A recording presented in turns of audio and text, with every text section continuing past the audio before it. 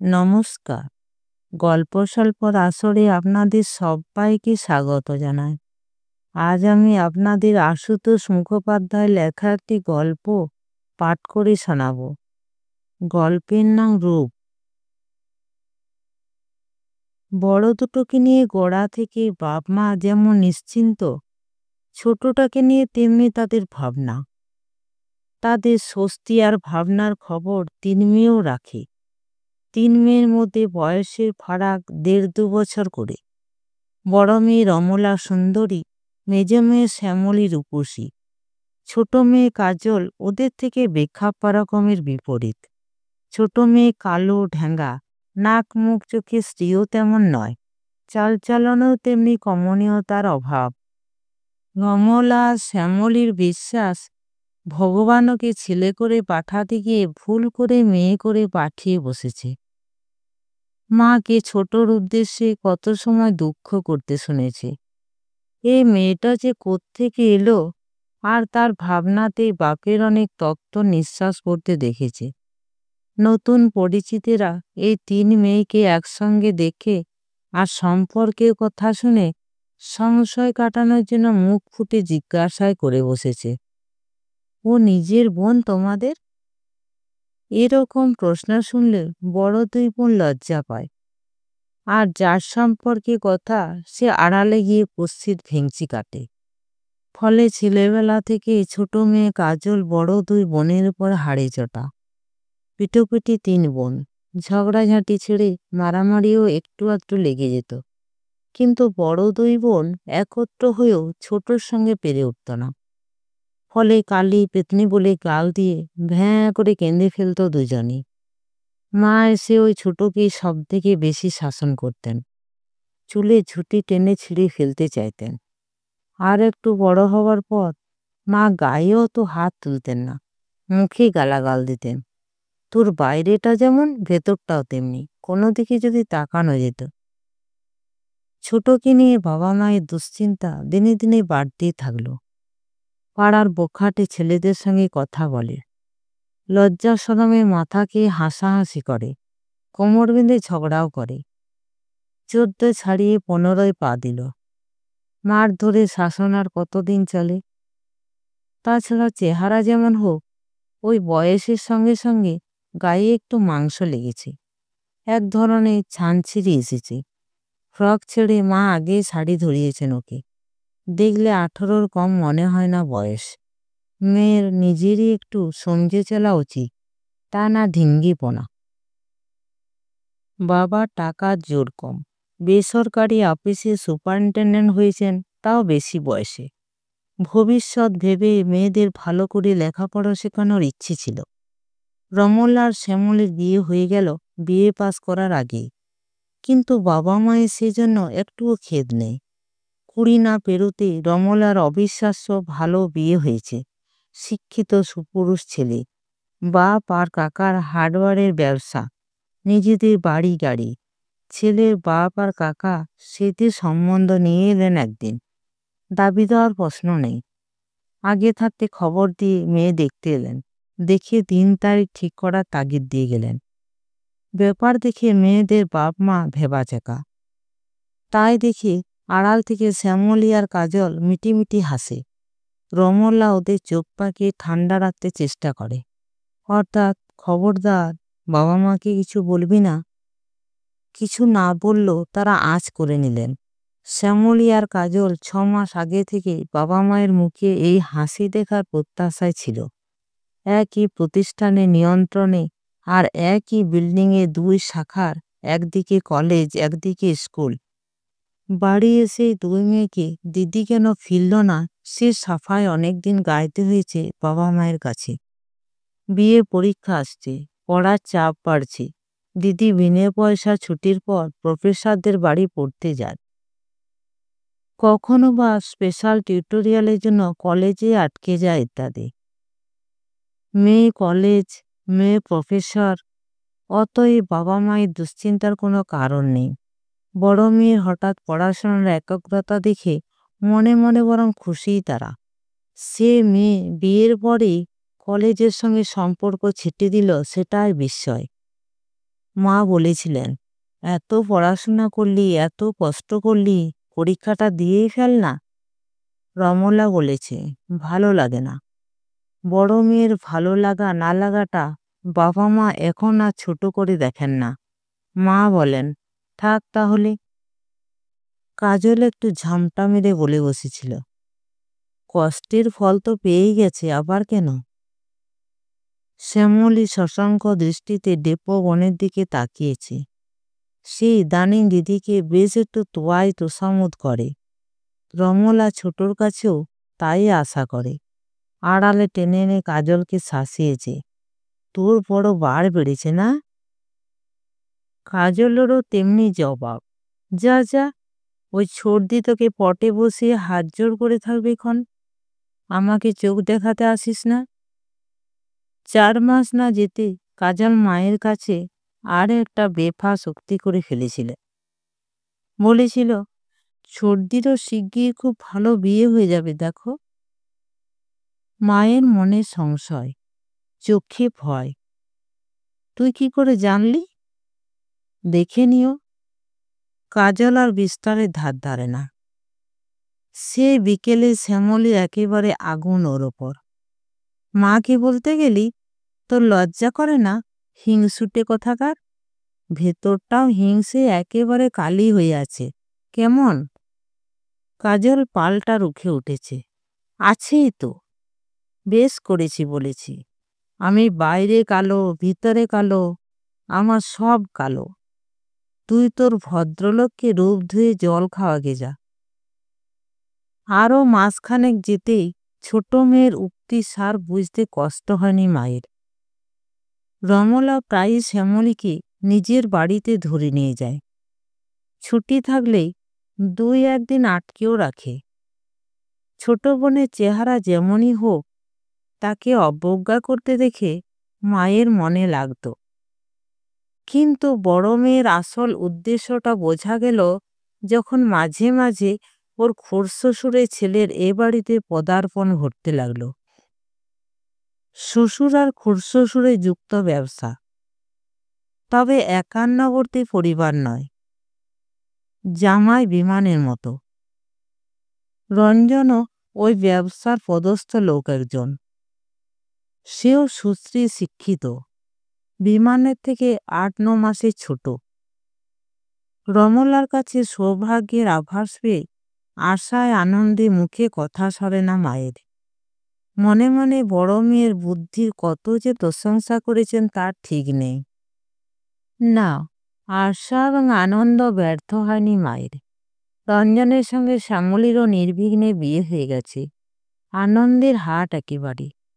3 মাস না যেতেই মা এবার 2 কৃতি জামাইকেই মুরব্বি ধরেছেন। ছোটর জন্য এবার একটা ভালো ছেলে দেখে দাও বাবারা। চেহারা যেমনই হোক, তোমরা থাকতে ওর বিয়ে হবে না? কাজল মায়ের উপর রাগে জ্বলছে। বিমান আর রঞ্জন দুজনের শাশুড়িকে আশ্বাস দিয়েছে, বিয়ে হবে না কেন? সবে তো হায়ার সেকেন্ডারি দিল, এত ব্যস্ত হচ্ছেন কেন? শাশুড়ি আড়াল হতেই প্রায় সমবয়সী খুড়তুতো জেঠতুতো 2 ভাই কাজলের পেছনে লেগেছে। বিমান বলে, হ্যাঁ রে রমা, আর তো হাতের মুঠোয় ভাইটাই নেই আমাদের। এটাকে আমরাই ভাগাভাগি করে নিয়ে নিই, কি বলিস? রঞ্জন সায় দেয়, আপত্তি কি? মা যে কেন ওর চেহারার খোটা দেন বুঝি না, আমার তো বেশ লাগে। কাজল ভেঙচি খেতে চেঁচিয়ে জবাব দেয়, নিজের বউকে শোকেসে সাজিয়ে রেখে দেখে দেখে চোখ জুড়োকে যাও না, আমার পেছনে কেন? এমন গলা ছিঁড়ে এই গোছির কথা বলে যে 2 ভাই চুপ করে যায়। 2 বোন ভ্রুকুটি করে তাকায় ছোট বোনের দিকে। ওকে আড়ালে ডেকে ধমকায়, তোকে পছন্দ করে বলে ওই রকম ঠাট্টা করে, তা বলে তুই যা মুখে আসে তাই বলবি? বাড়িতে সকলে কত সমীহ করে ওদের জানিস? তোরা যে যার পাদতক ধুয়ে জল খাগে যা, আমার পেছনে লাগতে আসে কেন? একটা ব্যাপার লক্ষ্য করে কাজল অনেক সময় অবাক হয়েছে। বিয়ের আগে পর্যন্ত যে 2 ভাই হ্যাংলার মতো দিদিদের পেছনে ঘুরেছে, কলেজে এসে হাজির হয়েছে বেহায়ার মতো চোরের মতো লুকিয়ে সিনেমায় নিয়ে গেছে। বিয়ের কিছুদিন না যেতে সেই মানুষদের ভিন্ন মূর্তি, রাজবাড়ি হোমড়া চোমড়া মানুষের মতো হাবভাব। দিদির না হয় ১.৫ বছর হতে চলল বিয়ে হয়েছে। বিমানদার মন মেজাজ বুঝে চলে, কিন্তু ছোটদির তো বিয়ে ৫ মাসও হয়নি। এরই মধ্যে রঞ্জনদার কোথায় উঠে বসে, তোয়াজ করে চলে তাকে।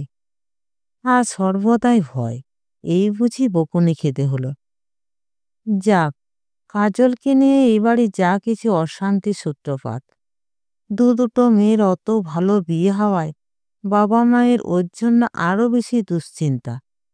কিন্তু আচার আচরণে মেয়ে যেন আক্রোশবশতই তাদের দুশ্চিন্তা আরো বাড়িয়ে চলেছে।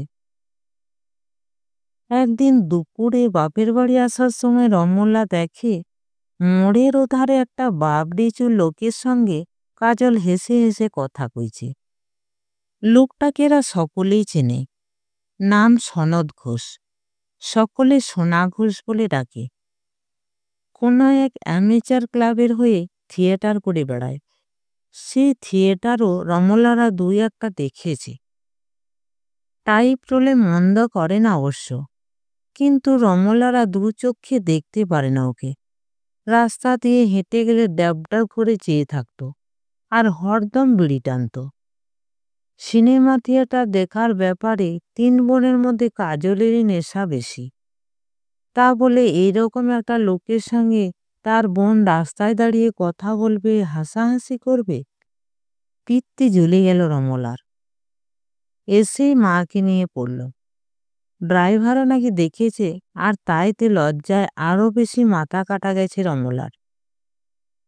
মায়ের বুকে ত্রাস। বললেন, ও আমাদের মুখ পুড়িয়ে ছাড়বে, তোরা কিছু বল। কাজল বাড়িতে পা দেবার সঙ্গে সঙ্গে মায়ের চিৎকার চেঁচামেচি বকাবকি। কাজল ব্যাপারখানা বুঝে নিল। সরসে একবার দিদির দিকে তাকিয়ে নিজের ঘরে চলে গেল। কিন্তু রমলা ছাড়বার পাত্র নয়। ঘরে ধাওয়া করল, বিয়ে পড়ছিস আর এই রুচি তোর? হ্যাঁ, এরকম একটা 3rd ক্লাস লোকের সঙ্গে রাস্তায় দাঁড়িয়ে কথা বলিস, হাসাহাসি করিস? কাজল গম্ভীর শ্লেষে জবাব দিল, তোদের মতো 1st ক্লাস লোক আর কোথায় পাবো বল? আমার জুটলে 3rd ক্লাসই জুটবে। রমলা ঝলসে উঠল। লজ্জাও করে না মুখ নেড়ে কথা বলতে? তো জামাইবাবু যদি কোনোদিন এই কাণ্ড দেখে, কখনো কোথাও তোর জন্য চেষ্টা করতে রাজি হবে? সঙ্গে সঙ্গে কাজলের ধৈর্য গেল। পাল্টা ঝাঁঝে বলে উঠল, তুই আর তোর বরও এই কাণ্ড করে উতরে গেছিস। তোদের বেলায় দোষ নেই না, গায়ের চামড়া সাদা বলে আর বিমানদার টাকা আছে বলে। রমলা চিৎকার করে উঠেছে, মা, কাজল আমাকে অপমান করছে। আমি আর এই বাড়িতে আসবো না বলে দিলাম কিন্তু। মা হা হা করে ছুটে এলেন, আর তারপর যা মুখে আসে তাই বলে কাজলকে আর এক প্রস্ত গালাগালি। মাসখানেকের মধ্যে এর থেকে দ্বিগুণ হুলস্থুল বাড়িতে। ছুটির দিনে 1st ক্লাসের টিকিট কেটে বিমান আর রঞ্জন সস্ত্রী সিনেমা দেখতে গেছিল। হাফ টাইমের আলো জ্বলতে রঞ্জনের চোখে পড়ল সামনে সস্তার টিকিটের সারিতে একটা লোকের পাশে বসে আছে কাজল। দুজনে হাসছে, গল্প করছে। গায়ে খোঁচা মেরে শ্যামলীকে দেখালো রঞ্জন।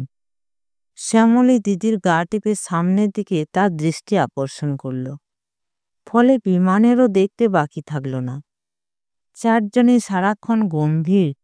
তারপর রমলা আর শ্যামলী ছবি দেখা মাথায় উঠল। সোনা ঘোষকে ওরা দুজনেই চেনে, কিন্তু বিমান আর রঞ্জন জিজ্ঞাসা করতে দুজনে মাথা নেড়েছে, চেনে না। শো ভাঙার পর বিমান আর রঞ্জনের ছোট শালির জন্য অপেক্ষা করার ইচ্ছে ছিল, কিন্তু রমলা আর শ্যামলীর এত মাথা ধরেছে যে তারা আর এক মুহূর্ত দাঁড়াতে পারছে না। বেকার বুঝেই 2 ভাই আর গাড়ি নিয়ে অপেক্ষা করল না। বাড়ি ফিরে ছোট শালিকে নিয়ে গম্ভীর টিকা টিপ্পনি শুরু করল। রাত্রিতে একসঙ্গে দু বোনই বাপের বাড়ি এসে হাজির। বাবাও বাড়িতে তখন। সমাচার শুনে বাবা মায়ের মাথায় বজ্রাঘাত। তারপর রমলা শ্যামলী স্পষ্ট জানিয়ে দিল, এরকম বিশ্রী ব্যাপার হতে থাকলে তাদের আর বাপের বাড়ি আসতেই দেবে না। ক্রোধে ক্ষিপ্ত হয়ে পায়ের থেকে চটি খুলে ছোট মেয়েকে মারতে গেছিলেন বাবা। মেয়েরাই অবশ্য আটকেছে। তার মা আস্পটে দিয়ে কুটতে চেয়েছেন তাকে। ঘেন্নায় ওই আস্তা কুরমার্কা মুখে থুতু ছিটোতে চেয়েছেন। বিমান আর রঞ্জন বাড়ি এলে কাজলের পর নিজের ঘরে দরজা বন্ধ করেছে। তারা ডাকা সত্ত্বেও আসেনি। দিদিরা তার ফলেও ভয়ানক অপমান বোধ করেছে। বাপের বাড়ির এই অশান্তির সংসারে দুর্দিন ঘনালো হঠাৎ। বলা নেই কওয়া নেই, হার্ট অ্যাটাকে মা হঠাৎ চোখ বুঝলেন। বোনেরা তার স্বরে আক্ষেপ করল, কাজলই মাকে মেরে ফেলল। 5 মাস না যেতে বাবাও গাড়ি চাপা করে মায়ের পথ ধরলেন।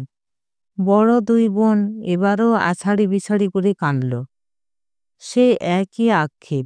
ছোট বোনের চিন্তাতেই বাবা অহরহ অন্যমনস্ক থাকতেন। অতএব এই মৃত্যুর জন্য সেই দায়ী। শোকের ব্যাপার চুকে বুকে যেতে ওই দিদিদের আশ্রয়ে আসতে হলো কাজলকে। কর্তব্যবোধে দিদিরাই টেনে নিয়ে এলো অবশ্য। কিছুদিন বর্দি রাখল তাকে, কিছুদিন ছর্দি। ওর অবস্থানের ফলে 2 দিদি স্বামীদের কাছে সংকুচিত। সর্বদা চালচলন সম্পর্কে উপদেশ দেয় বোনকে, আর মেজাজ বুঝে বোনের বিয়ে চেষ্টার অনুরোধ জানায়। তারা কখনো চুপ করে থাকে, কখনো বিরক্ত হয়। বলে, সবুর করো, চেষ্টা হচ্ছে, বললেই তার বিয়ে হয় না? বোনের রূপ তো জানো। পাশের ঘর থেকে বিমানদার এই কথা নিজের কানে শুনেছে কাজল।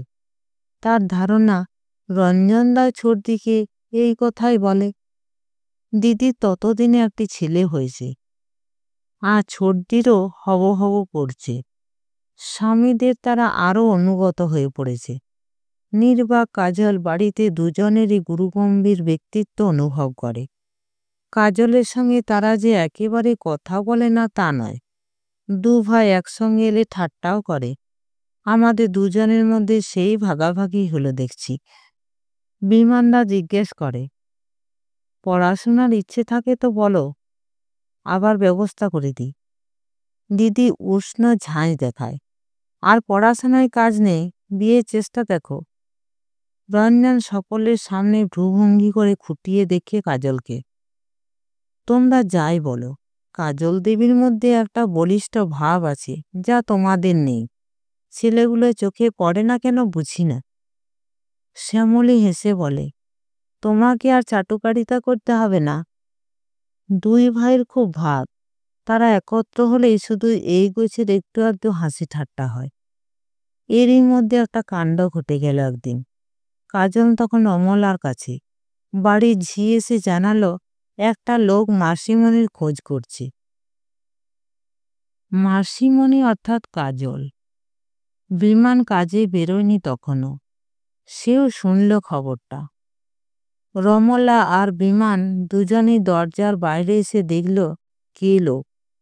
দেখা মাত্র রমলা চাপা ঝাঁঝে বলে উঠল, তাড়িয়ে দাও, ঘাড় ধাক্কা দিয়ে বার করে দাও।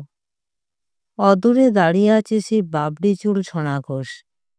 কিন্তু তাড়ানো বা ঘাড় ধাক্কা দেওয়ার ফুরসত মিলল না। ওদিকের ঘর থেকে তাকে দেখে কাজল পায়ে পায়ে এগিয়ে গেছে, সামনে এসে দাঁড়ালো। 5-7 মিনিট দাঁড়িয়ে দাঁড়িয়ে দুজনের কি কথা হলো এদিকের কেউ জানল না। রমলা আর বিমান লোকটাকে বিমর্ষ মুখে চলে যেতে দেখল। বিমান জিজ্ঞাসা করল, কে? রমলা শুকনো গলায় জবাব দিল, সোনা ঘোষ, বাজে লোক একটা। কি করে? থিয়েটার। লোকটা চোখের আড়াল হতেই রাগে গজরাতে গজরাতে বোনের কাছে এলো রমলা। ও এখানে এসেছে কোন সাহসে, কোন আক্কেলে? কাজল মুখ তুলে তার দিকে তাকালো শুধু। দিদির পিছনে বিমানদা দাঁড়িয়ে। দিদি আরও অসহিষ্ণু। আমি জানতে চাই ও কেন এসেছে এখানে। কাজল ঠান্ডা জবাব দিল, আমাকে দেখতে। এরকম জবাব পাবে রমলা আশা করেনি। রাগে সমস্ত মুখ রক্তবর্ণ। কিন্তু সে ফেটে পড়ার আগে বিমান জিজ্ঞাসা করল, তোমাকে দেখতেও কি আরও এখানে এসেছে, না এ প্রথম?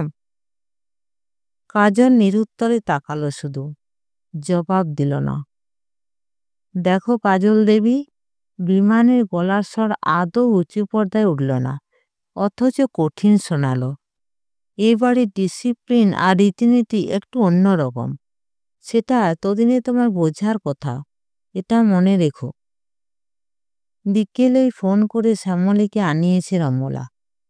ওদিকে বিমানের মুখী রঞ্জনও খবর শুনেছে। আপিসের পর সেও সোজা এখানেই এসেছে। আর তারপর সকলে মিলে কঠিন উপদেশই দিয়েছে কাজলকে। কাজল নির্বাক, সেও তার একটা বাড়তি অপরাধ যেন।